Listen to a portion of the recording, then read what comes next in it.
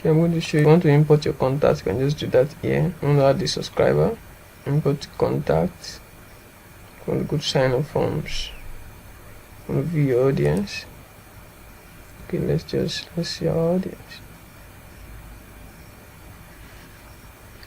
Just have one audience, digital marketing. Okay, and count subscribers. Inside this audience is where we have our tags. I can see as a free user, you only have one audience. So inside there, you can now have different tags. Alright, let's click and see. We have 16 contacts, 16 subscribers. Okay, these are our contacts. You can manage contacts. You can export the contacts. You can export your audience. You can see your history, your tags.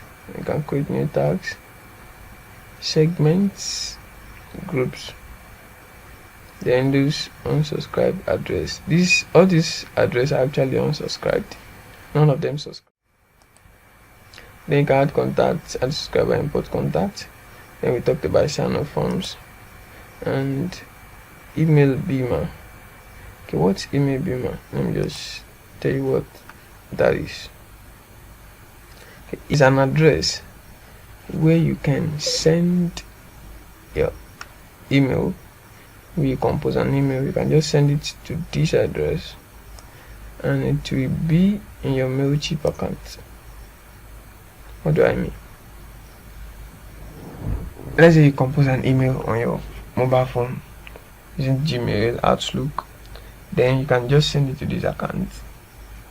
In case you want to send it out to all your contacts using your Gmail, you can't send the email out to all those subscribers, but you can just send it to this address.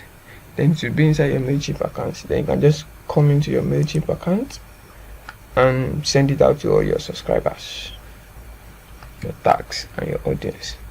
Okay, that's that. You can add this to your bookmark, to your address book, so it will be easier to forward the email you compose there.